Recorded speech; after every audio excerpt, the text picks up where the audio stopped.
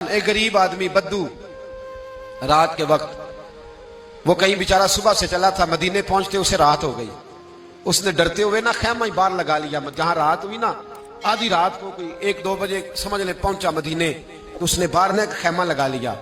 بیوی اس کی امید سے تھی، بچے کی ولادت کا وقت قریب آ گیا، بیمار ہو گئی، اس نے خیمہ لگایا. بیوی اندر ہے. حضرت عمر فاروق گشت پہ تھے رات کو، ساتھ ایک غلام تھا. حضرت عمر فاروق رضی اللہ تعالیٰ عنہ کہنے لگے وہ آگ جل رہی ہے تھوڑی سی، پتہ کرو کون ہے.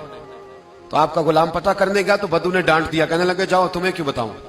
حضرت عمر خود گئے، کہنے لگے مسافر بھائی بتا تو صحیح. کہنے لگا جی چھوڑے، میں آپ کو کیوں بتاؤں، میں کون ہوں، کیسے آیا ہوں. فرمایا خیمے کے اندر سے کراہنے کی آواز آتی، کوئی درد سے چیخ رہا ہے، بتا ہمیں بات کیا ہے.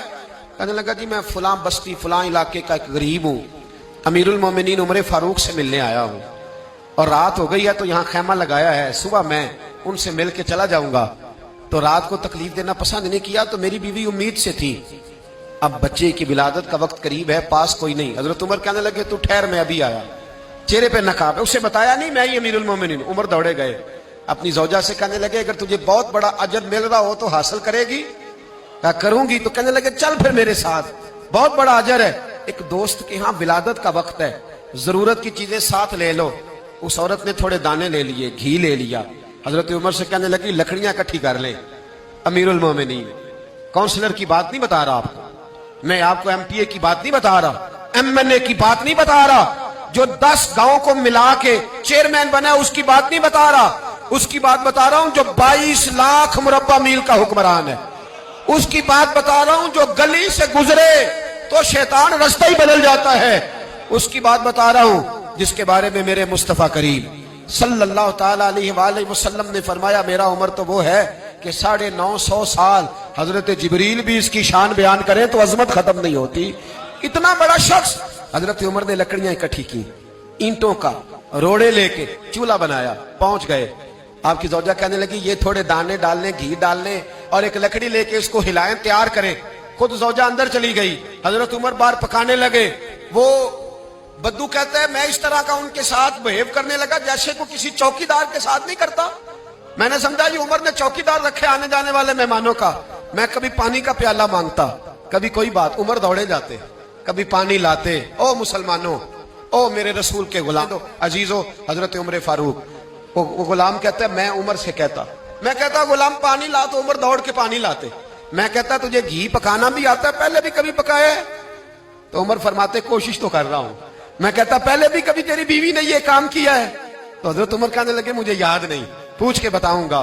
کہتے ہیں کیا رنگ تھا، کیا انداز تھا، کیا مصطفیٰ کی تربیت تھی، کیا انداز حضور نے سکھائے غلاموں کو. یہ کس طرح کا امیر ہے کہ یہ ہنڈیا پکا رہا ہے، پھونکے مار رہا ہے ایک غریب کے لیے، دیہاتی کے لیے جسے جانتے بھی نہیں.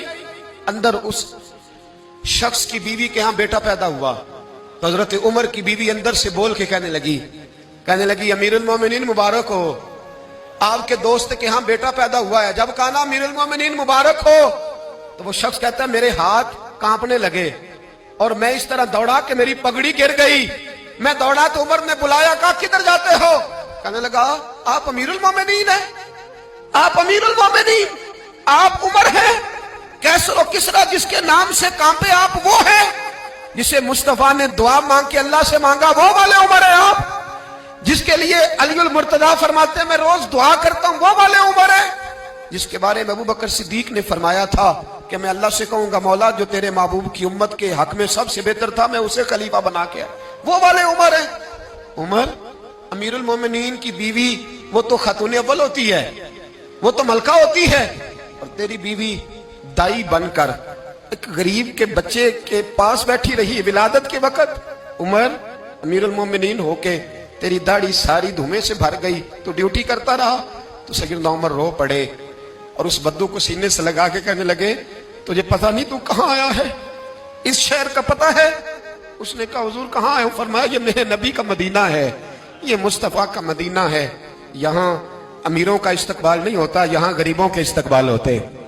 یہاں حضور نے اس اسٹیٹ پہ میرے رسول پاک نے وہ والا رنگ دیا ہے کہ اب غریب سر اٹھا کے جینے لگے ہیں، اب مزدوروں کو عزتیں ملنے لگی ہیں، اب یتیموں نے سر اٹھا لیا ہے کہ ہمارا کوئی سننے والا آ گیا ہے.